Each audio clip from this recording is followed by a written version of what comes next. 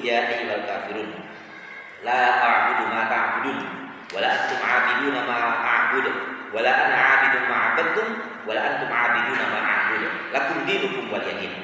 Banyak di antara kita yang sudah hafal surat bacaan suratnya dan juga sudah paham artinya. Dan itu Pak ya.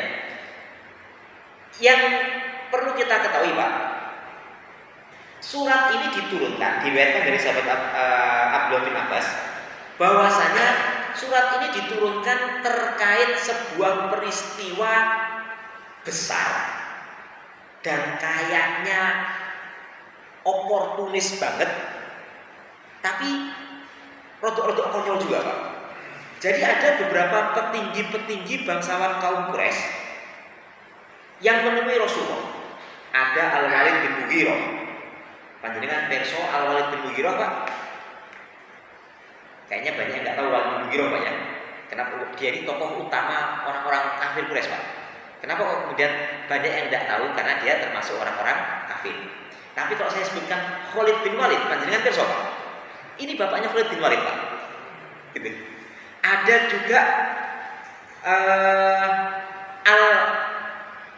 Al-As bin Wa'il. Panjenengan perso Al-As bin Wa'il? Kayaknya banyak yang tidak tahu Pak. Kalau saya sebutkan Amr bin As, pernah dengar nama sahabat Amr bin As? Al-As bin Wa'il itu bapaknya Amr bin As. Amr bin As itu sahabat mulia, penakluk Mesir. Saking hebatnya strategi perangnya Amr bin As, Khalid bin Walid itu juga jenderal yang hebat. Satu-satunya jenderal perang yang tidak pernah terkalahkan selama hidupnya itu hanya Khalid bin Walid. Selain Khalid bin Walid, jenderal manapun pernah kalah Pak. Hanya Khalid bin Walid yang nggak pernah kalah. Di bawah pimpinan Khalid bin Walid, Romawi takluk, Persia hancur. Gitu Pak. Jadi tapi sejarah kita, sejarah modern sekarang ini tidak banyak menyinggung Khalid bin Walid. Kenapa demikian? Karena memang secara peradaban kita ini, peradaban Islam lagi lemah Pak.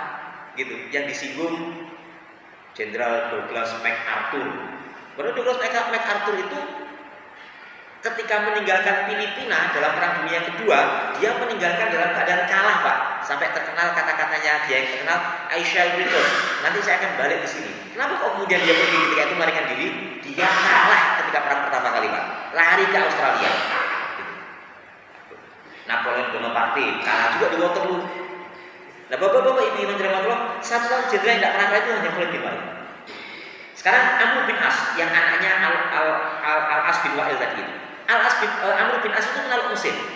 Saking hebatnya dia, Umar bin Khattab, Amirul Mukminin bin Khattab pernah kemudian mengomentari, saya akan datangkan jenderalnya orang-orang Islam untuk menandingi jenderalnya orang-orang Romawi di Mesir. Dan ternyata memang jenderalnya orang-orang Islam yaitu si Amr bin As itu berhasil mengalahkan mereka. Sendirian masuk bentengnya Mesir, kemudian berhasil keluar tanpa ada luka sama sekali. Kita bisa, mudah-mudahan nanti bapak-bapak ibu bisa membaca kisah penaklukan Mesir oleh Amr bin As. Yang ketiga Al-Aswad bin Abdul Muthalib. Kalau lihat namanya Al-Aswad bin Abdul Muthalib ini hubungannya apa dengan Rasulullah? Nah Pak, pamannya Rasulullah. Gitu. Ini kan Al-Aswad bin Abdul Muthalib itu kakaknya Abu Thalib, kakaknya Abu Thalib. Dia putranya Abdul Muthalib. Gitu. Yang terakhir Umayyah bin Khalaf. Umayyah bin Khalaf ini juga termasuk bangsawan besarnya orang-orang Quraisy. Mereka datang kepada Rasulullah, lalu kemudian mereka mengatakan seperti ini. Faqalu ya Muhammad, wahai Muhammad, halumma falna'bud ma ta'bud wa ta'bud ma na'bud wa nashtarik nahnu wa anta fi amrina kullihi. Wahai Muhammad, gimana kalau kita ini damai-damai saja? Falna'bud ma ta'bud, kami nyembah apa yang kamu sembah, wa ta'budu ma na'bud, dan kamu juga nyembah apa yang kami sembah. Wa nashtarik nahnu wa anta fi amrina kullihi, dan kita, saya, kami semua dan kamu ini berkongsi, berserikat dalam perkara ini semuanya. Gitu. Fa in kana alladhi jita bihi khairan mimma bi aidina kunna bersyaratna kafih. Kalau yang kamu bawa datang dengan membawa perkara ini, yaitu perkara tauhid ini, dakwah kepada agama Islam ini, ada kebaikan di dalamnya, maka kami juga punya andil saham di dalam itu, gitu. Wa akhadna bihadzina minhu, maka nanti kami ambil bagian kami dari kebaikan itu. Wa in kana ladzi bi aidina khairan mimma biyadika, kalau perkara kami nyembah berhala ini lebih bagus daripada perkara yang kamu bawa ini, kunta qad syaraktana fi amrina, kamu juga sudah punya andil saham nyembah berhala bareng dengan kami. Wa akhadta bihadzika minhu, kamu nanti punya bagian kebaikan dari itu. Fa anzalallahu qul ya ayyuhal kafirun, maka Allah kemudian menurunkan surat Al-Kafirun. Ini sebab turunnya yang pertama. Bapak-bapak, ibu-ibu yang dirahmati Allah, dari riwayat juga dari salah satu riwayat juga dari Abdullah bin Abbas, bahwasanya orang-orang Quraisy ini datang pada Rasulullah, lalu kemudian mereka mengatakan, lawis talam taba'du hadhil alihati lasoddaqnaka, kalau engkau mau menyerah dalam perkara sebagian Tuhan-Tuhan ini, niscaya kami akan membenarkanmu. Tawarannya kan menarik Pak itu Pak. Gitu.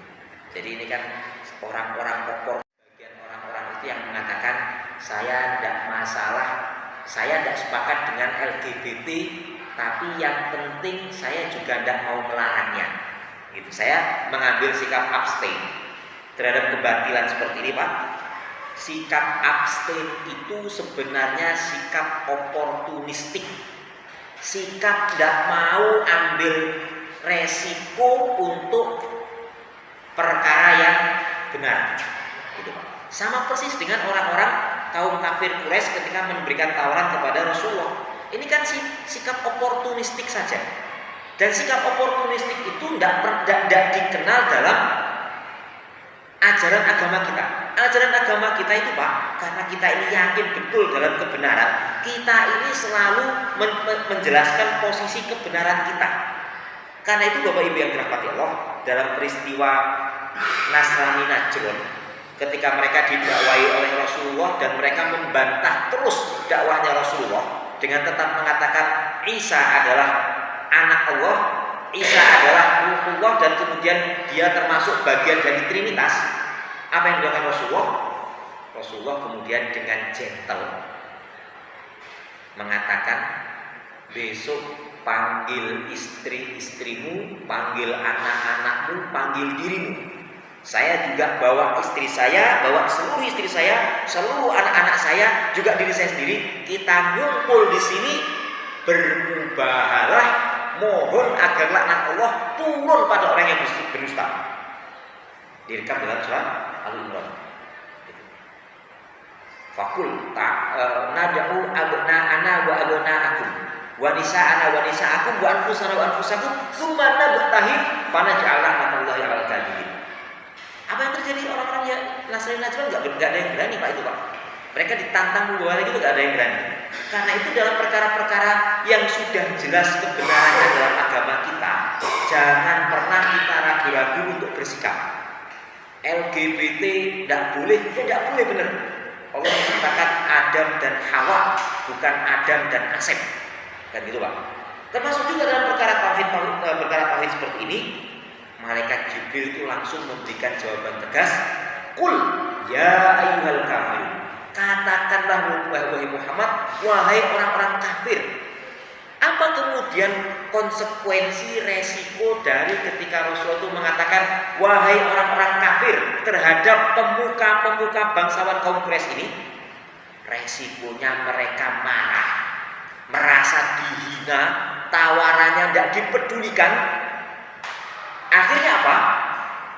Orang-orang ini kemudian memperkeras lagi permusuhan dan siksaannya pada kaum muslimin.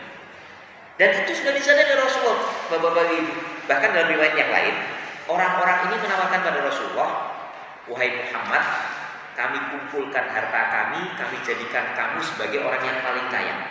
Wahai Muhammad, akan kami nikahkan kamu dengan siapapun yang kamu sukai, Kemudian kemanapun kamu melangkah, kami akan menginjak jejak kakimu, kami akan mengikutimu. Yang penting la tusyrik alihatana, jangan mencela Tuhan-Tuhan kami. Itu aja Pak syaratnya Pak, jangan cela Tuhan kami. Biarkan kami ini beribadah nyembah Tuhan kami sendiri, jangan dicela Tuhan kami. Allah kemudian menurunkan qul ya ayyuhal kafirun. Ini juga Bapak Ibu yang dirahmati Allah, menjadi bukti benarnya Al-Quran. 4 nama yang saya sebutkan tadi itu, mulai dari Walid bin Mughirah, Al-As bin Wa'il, Aswad bin Abdul Muttalib, dan Umayyah bin Khalaf, semuanya mati dalam keadaan kafir di padang Badar. Padahal peristiwa ini terjadi bertahun-tahun sebelum perang Badar terjadi. Rasulullah ketika itu, ayat ini secara khusus itu menyebutkan al-kafirun kepada 4 orang ini.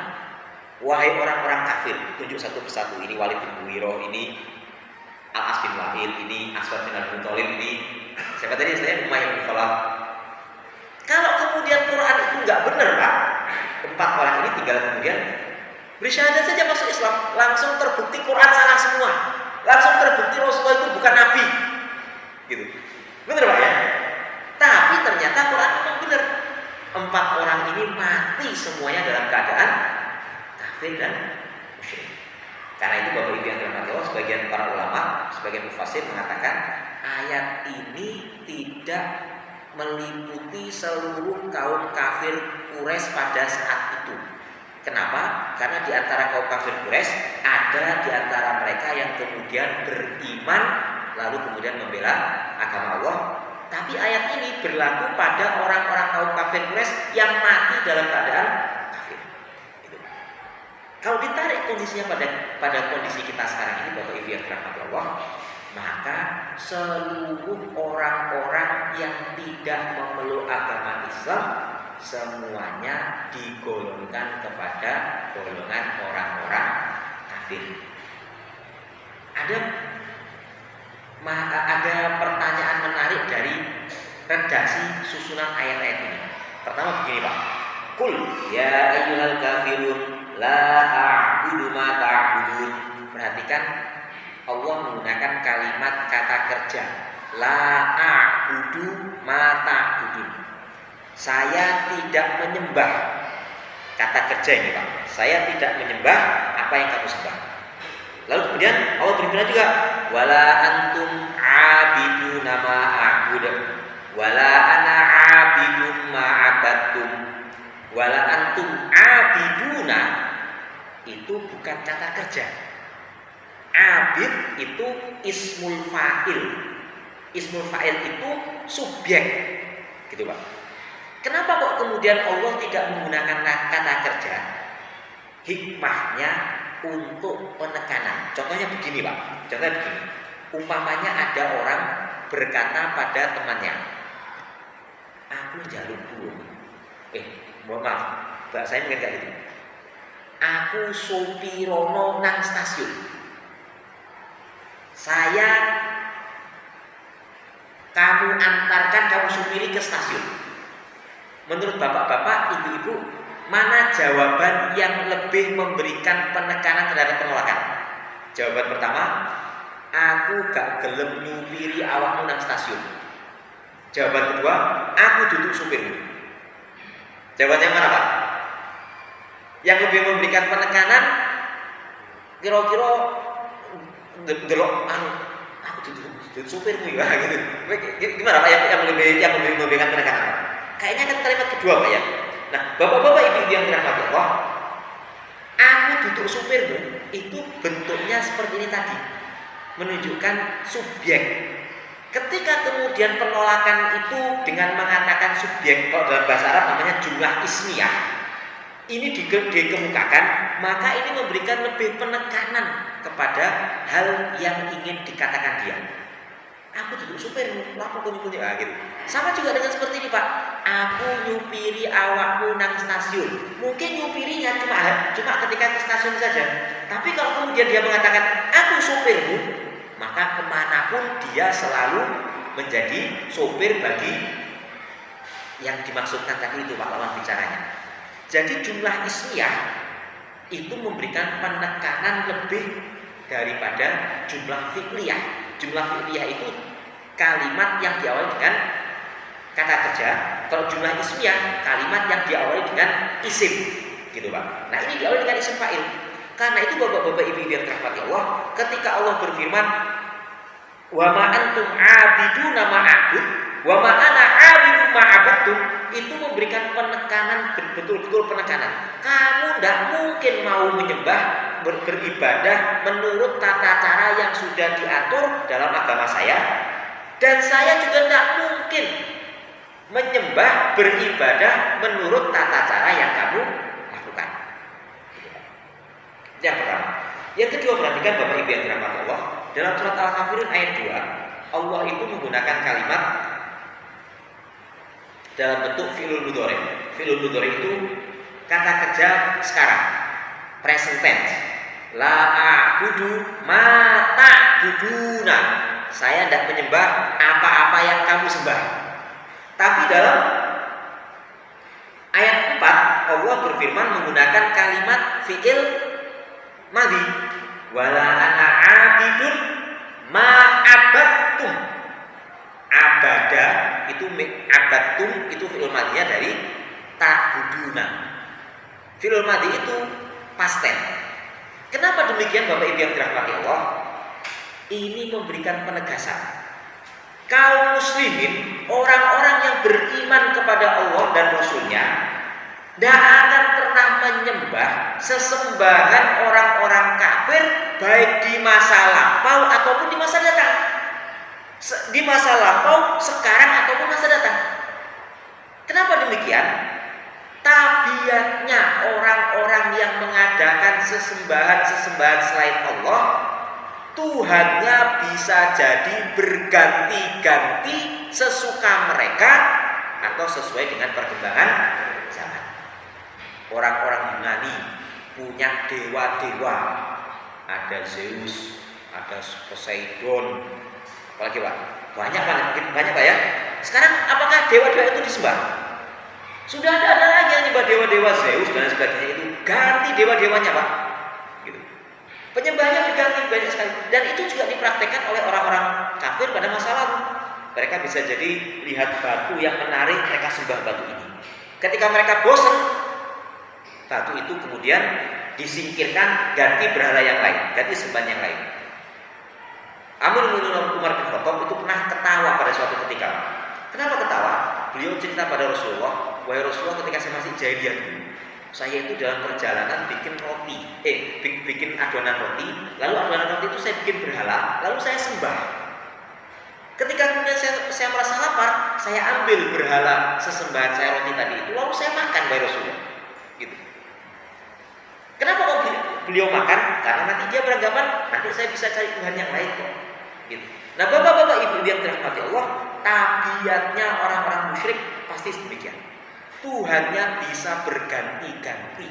Karena itu Allah kemudian menyebutkan dalam surat Al-Kafirun ini, seolah-olah Allah itu memberikan penegasan kepada kita orang-orang yang beriman, kaum mukminin, kita tidak boleh menyembah Tuhan selain Allah, baik Tuhan itu disembah oleh orang-orang kafir di masa lampau, disembah sekarang ataupun disembah di masa yang akan datang. Yang ketiga, Bapak Ibu yang dirahmati Allah, sampai sebentar Pak. Saya tambahin sedikit lagi Pak. Saya tadi sempat setelah sholat maghrib terfikir dengan ayat yang lain. Ini kan Allah berfirman tentang surat Al-Kafirun. Saya tadi sempat mengcopy ayatnya. Yang pertama surat Ibrahim Pak. Wa idz ta'adzana rabbukum la in syakartum la azidannakum. Ketika dan ingatlah tatkala Tuhanmu mempermaklumkan, la in syakartum, jika kalian bersyukur, la azidannakum, pasti akan aku tambah nikmatku kepadamu. Wala in kafartum, tapi kalau kamu kufur, inna adzabi lasyadid, sesungguhnya azabku sangatlah pedih. Ada lagi ayat dalam surat An-Nisa Pak. Saya lupa ayatnya ayat berapa, surat An-Nisa awal juz 5. Allah berfirman, a'udzubillahi minasyaitonir rajim, ayat 36. Wa'budullaha wa la tusyriku bihi syai'an. Dan sembahlah Allah dan jangan mempersekutukannya dengan sesuatu yang lain. Wabil walidaini ihsana, dan kepada orang tua berbuat baiklah. Wabidzil qurba, juga kepada kaum kerabat. Wal yatama wal masakin, juga pada orang-orang yatim, pada orang-orang miskin. Wal jari dzil qurba, pada tetangga dekat. Wal jaril junubi, pada tetangga jauh.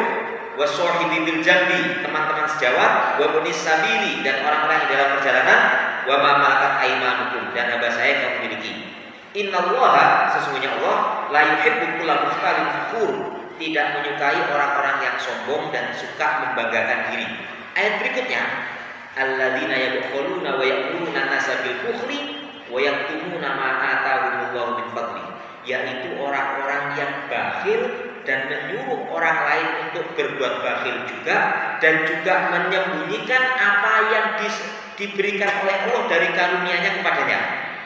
Wa a'tadna, dan kami siapkan lil kafirina, bagi orang-orang yang kafir, azab yang menghina, azab yang menghinakan. Yang membuat menarik pertanyaan saya, Pak.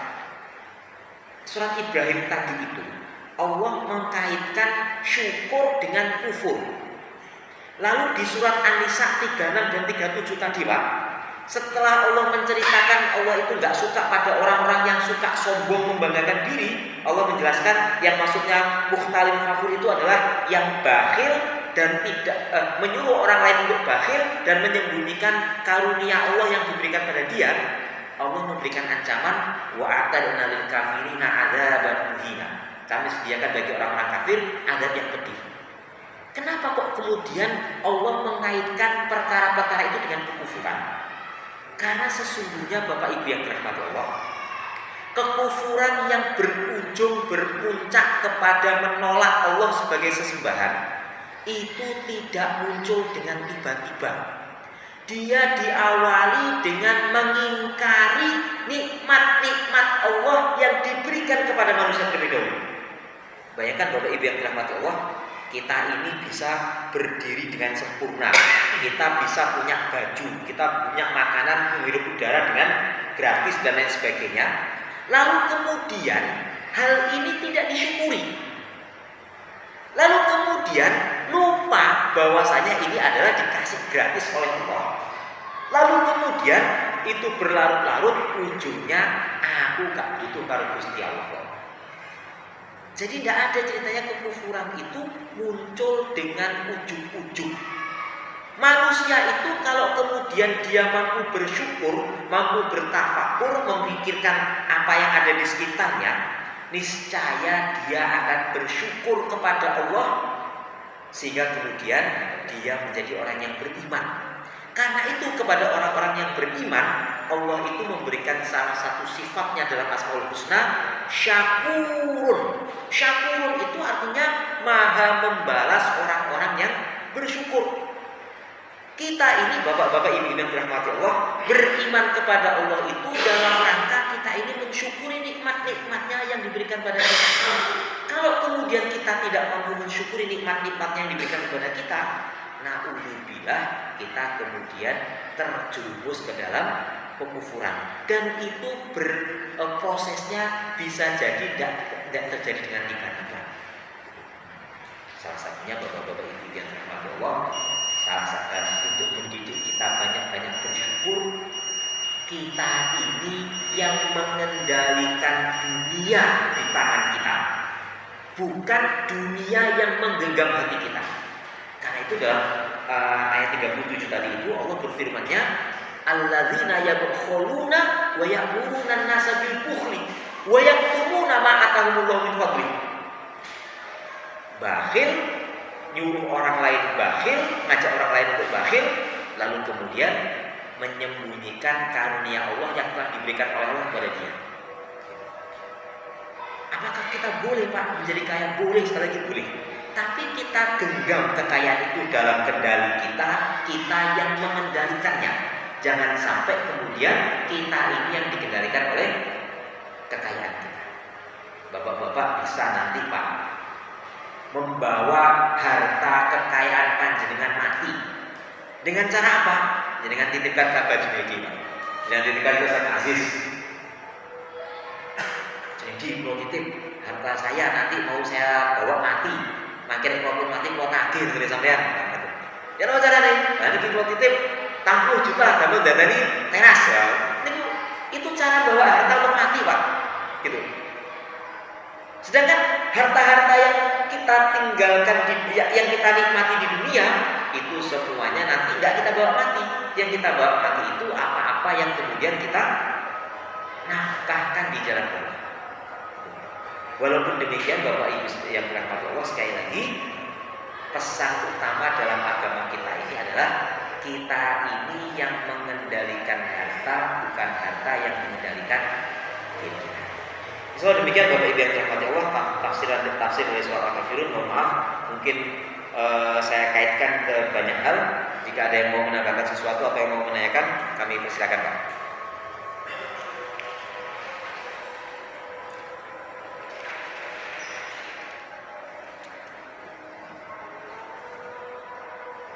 Cekap sih. Bapak-bapak Ibu yang dirahmati Allah, mari kita akhiri majlis kita dengan bersama-sama membaca doa kafaratul majlis. Subhanakallahumma bihamdika asyhadu an la ilaha illa anta astaghfiruka wa atubu ilaik. Assalamualaikum warahmatullahi wabarakatuh.